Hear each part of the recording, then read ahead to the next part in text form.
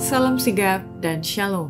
Renungan kita pada hari ini, Minggu 28 November 2021, berjudul Kita Rindu untuk Melihat Kemuliaan-Nya. Ayat intinya terdapat di dalam Keluaran 33 ayat 18. Tetapi jawabnya, perlihatkanlah kiranya kemuliaan-Mu kepadaku.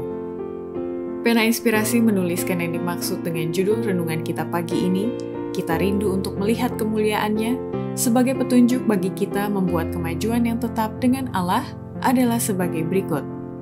Pertama, bila mana kita rindu untuk melihat kemuliaan-Nya, maka ingatlah bahwa sarana gereja yang ditentukan Allah untuk memantulkan kecukupan dan kepenuhannya demi rencana keselamatan manusia. Gereja adalah sarana yang ditentukan Allah untuk keselamatan manusia. Gereja itu diorganisasi untuk pelayanan, dan tugasnya ialah membawa Injil ke seluruh dunia. Sejak mula, itulah rencana Allah agar melalui gerejanya, dunia dapat dipantulkan kecukupan dan kepenuhannya. Para anggota jemaat yang telah dipanggil dari kegelapan ke dalam terangnya yang ajaib, seharusnya menunjukkan kemuliaan-Nya.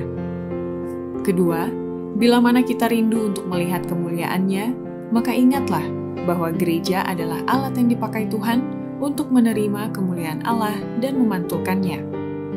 Sementara orang-orang membagikan apa yang telah diterima dari Allah, mereka akan dikuatkan dalam iman.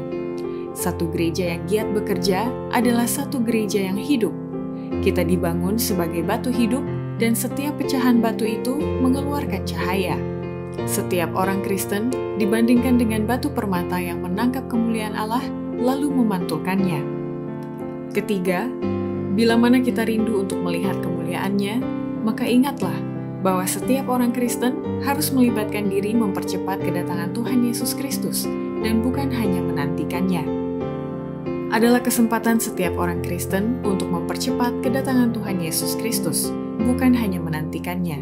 Seandainya semua orang yang mengakui namanya mengeluarkan buah demi kemuliaan-Nya, betapa cepat seluruh dunia akan ditaburi dengan benih Injil. Dengan cepat, panen besar terakhir segera akan masak, dan Kristus akan datang mengumpulkan gandum berharga itu.